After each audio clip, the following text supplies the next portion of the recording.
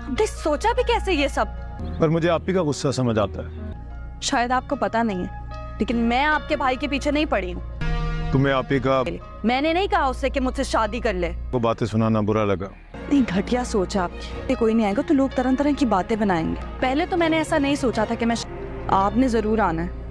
आएंगी ना आप? ड्रामा सीरियल दो किनारे के आने वाले एपिसोड में आप लोग देखेंगे आखिर आयमा अपने घर वापस आ ही गई और इस बार दुरेश शेवार और आयमा आमने सामने होने वाली हैं। आयमा दुरेश शेवार से कहती है, मुझे अफसोस होता है तुम्हारी जिंदगी पर। किस तरह तुम अपने माँ बाप के घर में भटक रही हो, जबकि तुमने अपनी पसंद से शादी तो कर ली, लेकिन उसके बाद भी तुम्हारी जिंदगी में जरा सा भी सुकून नहीं है। और मेरी और तैमूर की दी छोटी सी नोक झोंक है, हम दोनों के दरमियान तो सारे मामला बिल्कुल ठीक हो जाएंगे, क्योंकि जब तैमूर के मैं औलाद दे दूंगी तो तैमूर मुझसे सारे गिले शिकवे खत्म कर देगा और फिर तैमूर तुम्हारी बातों में भी कभी भी नहीं आएगा। इसलिए तुम्हारे लिए बेहतर यही होगा कि इस घर से चुपचाप चली जाओ, वरना तुम्हारा अंजाम मैं इसी घर में बहुत बुरा कर सकती हूँ। ये बात सुनने के बाद दुरेश शेवार को भी बहुत गुस्सा आने लगता है, क्योंकि आयमा यह सारी बातें बोलने के साथ दुरेश शेवार को अपनी उंगलियों से थोड़ा पीछे धक्का देती है, ताकि दुरेश शेवार को लगे कि इस बार आयमा उसका जीना वाकई हराम कर देगी। गुस्से से दुरेश शेवार कहती है, तुम अपनी हद में रहो, तुम इस घर में वापस तो लौट आई हो, लेकिन मेरा कुछ भी नहीं बिगाड़ सकती तुम। जब ये दोनों आपस में बात कर रही होंगी तो यहाँ पर बहुत बड़ा ड्रामा करेगी दुरेश शेवार। जैसे ही आयमा उसे अपने हाथ से हल्का सा पीछे करती है तो दुरेश शेवार उसका जरा सा हाथ लगाना और खुद ड्रामा करके जमीन पर गिर जाएगी, क्योंकि तैमूर खड़ा इन दोनों की बातें सुन रहा होगा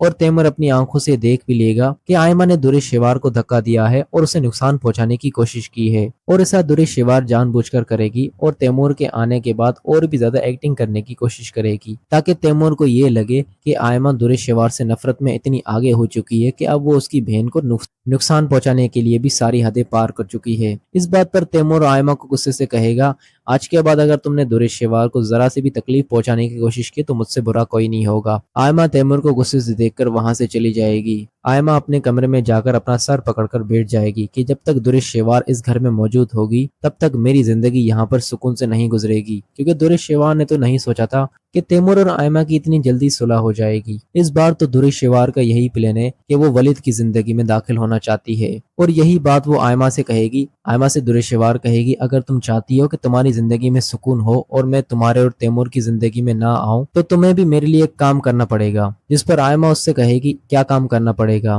दुरेश शेवार उससे कहेगी, मैं दोबारा तुम्हारे भाई की जिंदगी में दाखिल होना चाहती हूँ और तुम मावरा और वलीद की तलाक करवा दो, जिससे मेरा वलीद की जिंदगी में आने के लिए रास्ता साफ हो जाए। ये बात सुनने के बाद आयमा को बहुत गुस्सा आएगा, क्योंकि आयमा किसी भी सूरत दुरेश शेवार को दोबारा से अपने भाई की जिंदगी में नहीं दाखिल करेगी। लेकिन दुरेश शेवार ने उसके सामने शर्त ही ऐसी रख दी है कि अगर वो अपने घर को बचाना चाहती है तो वो दुरेश शेवार की ये बात मानकर और फिर अपनी जिंदगी में सुकून ला सके।